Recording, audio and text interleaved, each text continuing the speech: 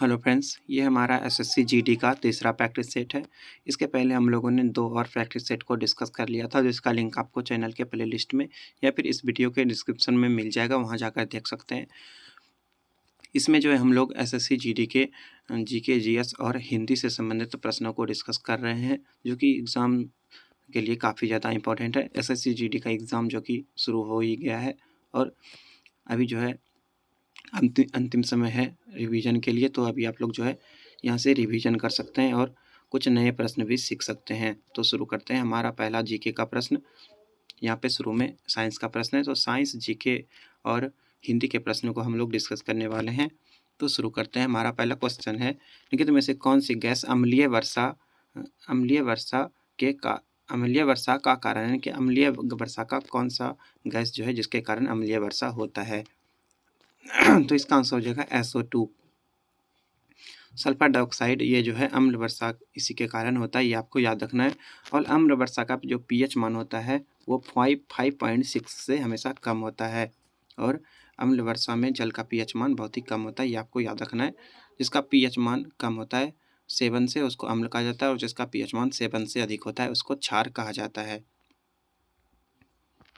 निम्नलिखित में से किस पदार्थ में सबसे अधिक विशिष्ट ऊष्मा होती है? निम्नलिखित में से किस पदार्थ में सबसे अधिक विशिष्ट ऊष्मा होती है, ये बताना है।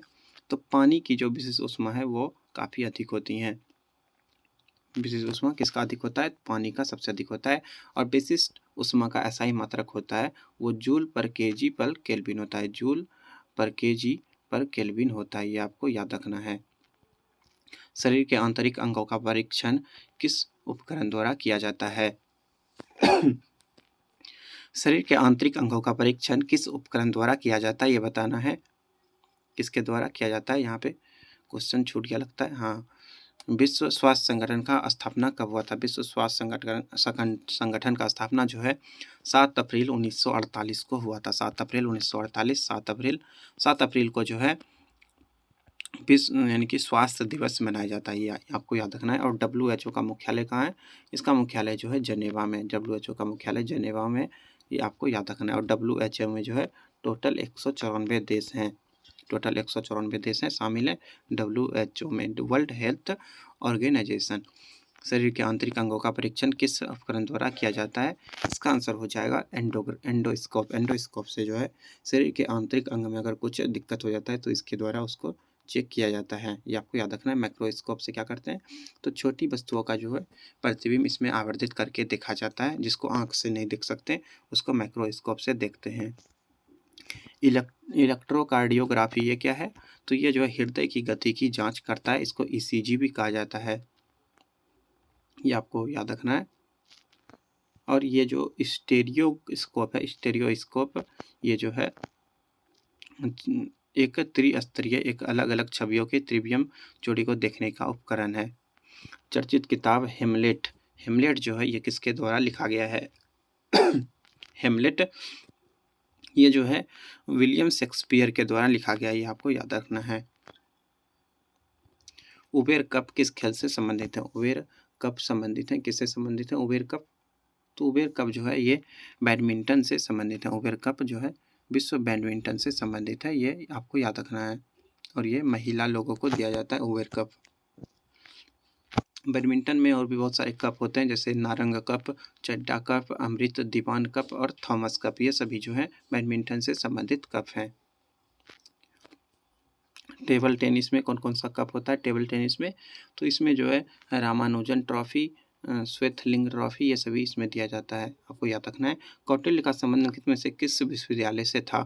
कौटिल्य का संबंध किस विश्वविद्यालय से था? तो इसका आंसर हो जाएगा तक्षशिला विश्वविद्यालय। कौटिल्य का संबंध जो है तक्षशिला विश्वविद्यालय से था और इसकी स्थापना संभवतः जो है 7वीं शताब्दी ईसा पूर्व में हुआ था। 7वीं शताब्दी ईसा पूर्व में हुआ था और इसका स्थापना जो है 5वीं शताब्दी में कुमारगुप्त प्रथम ने किया था। कुमारगुप्त प्रथम ने किया था, इसका स्थापना याद रखना है। निम्नलिखित में से किस सिख गुरु को जहांगीर ने मृत्युदंड दिया था? तो सिख के जो 5वें गुरु अर्जुन देव थे, इनको जो है जहांगीर के द्वारा मरवा दिया गया था और 1606 ईस्वी में इनको मरवाया था, ये याद रखना है। इन्होंने जो है अर्जुन देव ने 1599 में आदि ग्रंथ नामक रचना की थी, ये आपको याद रखना है। हिंदुस्तान सोशलिस्ट रिपब्लिकन एसोसिएशन के संस्थापक नेताओं में से एक थे। कौन थे ये बताना है।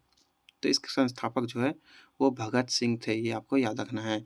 और 1924 में इसका स्थापना हुआ था, ये भी आपको याद रखना है। अगला क्वेश्चन देख लेते हैं। आशीष सांकृत्यायन डैश संगीत के प्रतिनिधि हैं। आशीष सांकृत्यायन ये किसके किस संगीत के प्रतिनिधि हैं? तो ये जो है ध्रुपद संगीत के प्रतिनिधि हैं। ध्रुपद ये प्रसिद्ध गायन शैली है। इसका अर्थ होता है ध्रुप जोड़ पद। इसके अर्थात इसके जिसके नियम निश्चित हो, यानी कि नियम से बंधा हुआ संगीत ध्रुपद कहलाता है। कित में से कौन सा कर प्रत्यक्ष कर नहीं है? प्रत्यक्ष कर नहीं है, कौन सा नहीं है? तो इसमें बिक्री कर जो है ये वो एक प्रकार का अप्रत्यक्ष कर होता है, ये प्रत्यक्ष कर नहीं है। बाकी ये सभी संपत्ति कर, उपहार कर, संपदा शुल्क ये सभी जो है प्रत्यक्ष कर है, ये आपको याद रखना है।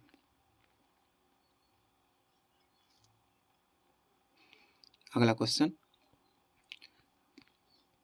यहाँ पे थोड़ा सा धुंधला दिख रहा है, लेकिन आपको मैनेज करना है, थोड़ी देर में साफ हो जाएगा। बड़ा इमामबाड़ा अद्भुत वास्तुकला वाली एक ऐतिहासिक इमारत निम्नलिखित में से किस शहर में स्थित है? बड़ा इमामबाड़ा ये कहाँ पे है?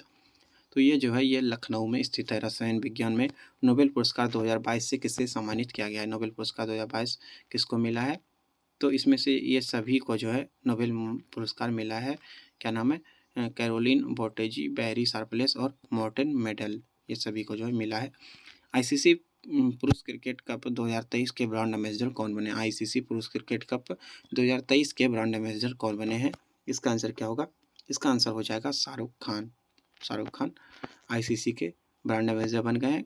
2023 में इसरो द्वारा सूर्य और प्रभाव मंडल का निरीक्षण करने के लिए आदित्य L1 मिशन को किस रॉकेट से लॉन्च किया गया?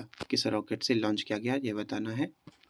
तो इसका जो है PSLV एक्सल के द्वारा लॉन्च किया गया था। PSLV एक्सल के द्वारा जो है आदित्य L1 को लॉन्च किया गया था, ये आपको याद रखना है। प्रधानमंत्री नरेंद्र मोदी ने भारत की पहली जल मेट्रो परियोजना का अनावरण कहाँ किया है? जल मेट्रो परियोजना का अनावरण कहाँ पे किया है?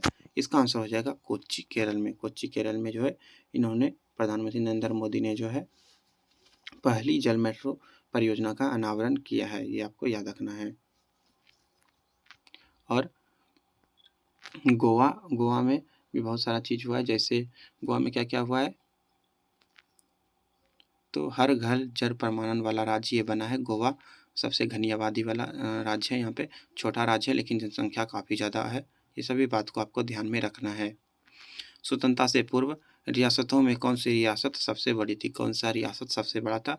तो हैदराबाद का रियासत जो है ये सबसे बड़ा रियासत था और इसका आबादी लगभग 1.5 करोड़ था, 1.5 करोड़। और सबसे छोटा रियासत जो है बिलवारी रियासत था, इसका आबादी मात्र 24 था। बिलवारी रियासत में 24 आदमी ही था।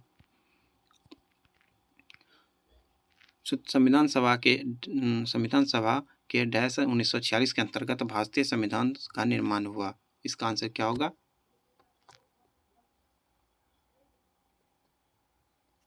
इसका आंसर हो जाएगा कैबिनेट मिशन प्लान के तहत जो है इसका निर्माण हुआ था।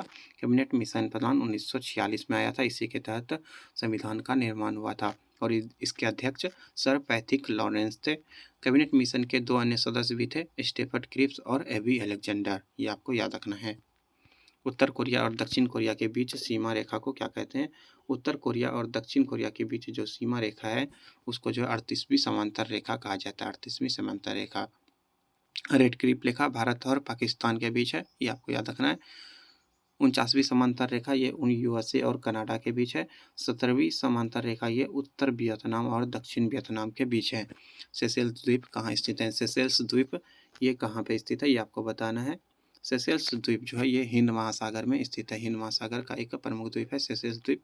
और सेशेल्स का राजधानी जो है विक्टोरिया है। विक्टोरिया सेशेल्स द्वीप का राजधानी है, ये आपको याद रखना है। इसके बाद मैथ्स का है, लेकिन अभी हम लोग जो है हिंदी को देखने वाले हैं। यहाँ पे थोड़ा धुंधला दिख रहा है लेकिन थोड़ा ध्यान देना है। दिए गए वाक्य में किस भाग में त्रुटि है? मुझे इस आदमी का पता मालूम नहीं है। मुझे इस आदमी का पता मालूम नहीं है। इसमें क्या त्रुटि लग रहा है आपको, क्या गलती है इसमें?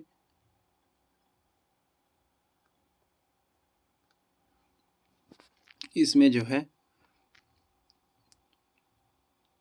क्या गलती है, इसमें से जो है मालूम नहीं है, मालूम नहीं है, इसमें थोड़ा सा मिस्टेक है। मुझे इस आदमी का पता मालूम नहीं है, यहाँ पे होना चाहिए ज्ञात। मालूम यहाँ पे जो है ये गलत है। दिए गए वाक्य में रेखांकित खंड को प्रतिस्थापित करने के लिए सबसे उपयुक्त विकल्प का चयन करना है। कल मैं दिल्ली से वापस जयपुर गई, यहाँ मैं आगरा गई, यहाँ मैं आगरा गई। यहाँ पे कुछ मिस्टेक लग रहा है, देखने से क्या मिस्टेक है यहाँ पे, तो यहाँ जो होना चाहिए वहाँ से आगरा गई थी, वहाँ से आगरा गई थी, ये होना यहाँ पे होना चाहिए था। बगीचे का सुंदरता अनूठा है, इस सही वाक्य का चयन करें। बगीचे का सुंदरता अनूठा है, इसमें मिस्टेक लग रहा है, तो बगीचे की होना चाहिए यहाँ पे। बगीचे की सुंदरता अनूठी है ऐसा होना चाहिए। बगीचे की सुंदरता अनूठी है, ये वाला सही है। टस से मस नहीं होना, इस मुहावरे का अर्थ क्या है? टस से मस नहीं होना, इसका अर्थ होता है अडिग होना या फिर जगह नहीं बदलना, ये होगा। भूजी भांग ना होना, मुहावरे का अर्थ क्या है? भूजी भांग ना होना, इसका क्या अर्थ है? तो इसका अर्थ है दरिद्र होना। भूजी भांग ना होना, दरिद्र होना, इसका अर्थ है। दिए गए शब्दों के सही विलोम शब्द को छांटिए। सही विलोम शब्द को छांटिए, किसमें से सही विलोम दिया गया है?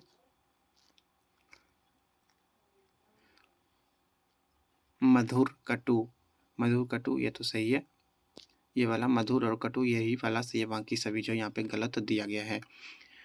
विलोम शब्द को, सही विलोम शब्द को छानना। उत्कर्ष का अपकर्ष, विषाद का अपसद, कौन सा सही है इसमें बताना है। तो इसमें से जो है उत्कर्ष का अपकर्ष होता है, यही वाला बिल्कुल सही है, बाकी ये सभी गलत है।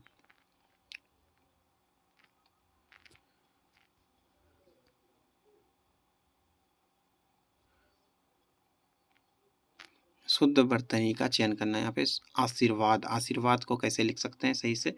तो आशीर्वाद कौन सा सही है? इसमें दीर्घ ई होगा, ये तो बताइए। आशीर्वाद, यहाँ पे ये तीसरा वाला सही है, आशीर्वाद ऐसे लिखा जाता है, आपको ध्यान से देखना है। शुद्ध वर्तनी का चयन करना है। यहाँ पे शुद्ध कौन सा है? प्रेरित, प्रेरित कौन सा सही है? ये दूसरा वाला सही है, प्रेरित। ताजमहल डैश का अद्भुत नमूना है, इसमें से सही सही का चयन कर रिक्त स्थान की पूर्ति करना है। ताजमहल किसका अद्भुत नमूना है? ताजमहल जो है ये जो है स्थापत्य कला का अद्भुत नमूना है, यहाँ पे ये होना चाहिए। भवन बनाने का कला को स्थापत्य कला कहा जाता है। 71 दिए गए वाक्य में वह भाग ज्ञात करें जिसमें कोई त्रुटि है। यदि कोई त्रुटि नहीं है तो कोई त्रुटि नहीं है चुने।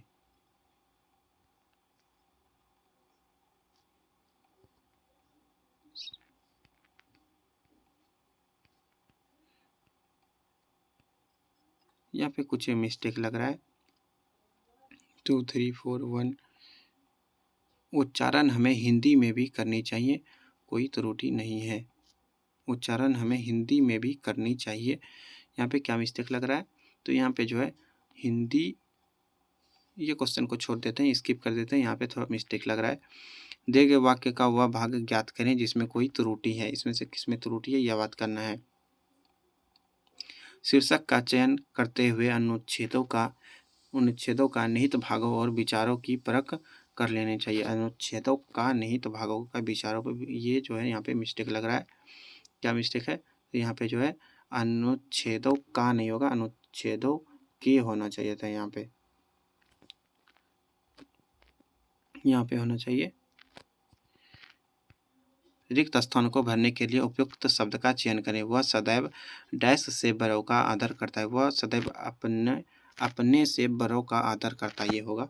कौन सा शब्द विष्णु का पर्यायवाची नहीं है? विष्णु का पर्यायवाची क्या क्या होता है? नारायण, गोविंद, माधव, जनार्दन, मुकुंद, कमलापति, ये सभी जो है विष्णु का ही पर्यायवाची हैं, लेकिन इसका जो है पर्यायवाची वो मुक्त पुरुष ये नहीं है, मुक्त पुरुष इसका पर्यायवाची नहीं है। जो स्त्री सूर्य भी ना देख सके के लिए एक शब्द है। जो स्त्री सूर्य भी ना देख सके उसके लिए कौन सा शब्द है? तो उसके लिए जो है असूर्यपस्या, असूर्यपस्या ये इसके लिए सही होगा। विदुषी मतलब क्या होता है? विद्वान स्त्री होता है। अज्ञ का अर्थ क्या होगा? अज्ञ का अर्थ क्या होगा ये बताना है। तो अज्ञ का अर्थ होता है जो कुछ नहीं जानता हो, जो कुछ नहीं जानता हो उसको अज्ञ कहा जाता है। यहाँ पे यहाँ पे फिल करना है। महाराजा छत्रसाल का युद्ध डैश अद्भुत था। युद्ध, युद्ध गुण, युद्ध कौशल, युद्ध बल क्या होगा यहाँ पे? यहाँ पे क्या हो जाएगा? तो यहाँ पे हो जाएगा युद्ध कौशल। महाराजा छत्रसाल का युद्ध कौशल अद्भुत था, ये होगा। जो व्यक्ति गरीब है समाज उसे डैश की भावना से देखता है। जो व्यक्ति गरीब है उसे डैश की भावना से देखता, समाज उसको जो है गरीब को जो है कैसे देखता है? यहाँ पे क्या होना चाहिए? वहाँ पे होना चाहिए नीचता की भावना से देखता है। सरकारी कर्मचारियों को चाहिए कि वे उचित डैश को आवेदन करें। उचित अधिकारी विचार क्या होगा यहाँ पे? तो यहाँ पे होगा उचित अधिकारी को आवेदन करें। 80 नंबर, निंदकों द्वारा डैश से लाभ ही होता है। निंदकों द्वारा दोषारोपण से लाभ ही होता है। निंदकों द्वारा दोषारोपण से लाभ ही होता है। यहाँ पे दोषारोपण ये सही हो जाएगा। इसके बाद जो है इंग्लिश का प्रश्न है, लेकिन अभी हम लोग सिर्फ हिंदी और जीके जीएस के प्रश्नों को डिस्कस कर रहे हैं। धन्यवाद, मिलते हैं अगले प्रैक्टिस सेट में, तब तक के लिए देखते रहिए।